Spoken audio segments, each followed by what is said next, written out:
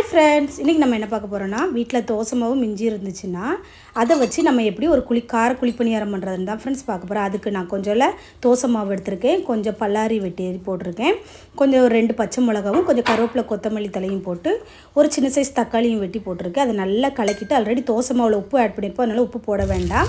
அப்புறம் நம்ம குழிப்பணியார சட்டியில் கொஞ்சம் நெய் விட்டுட்டு இந்த மாவை எடுத்து ஊற்றிட்டு நம்ம வீட்டில் அரைச்சி வச்ச இட்லி பொடி இருக்குன்னா அதை அப்படி மேலே பதமாக அப்படியே போட்டு விட்டோன்னா பாருங்கள், பார்க்குறதுக்கு ரொம்ப அழகாக இருக்குல்ல.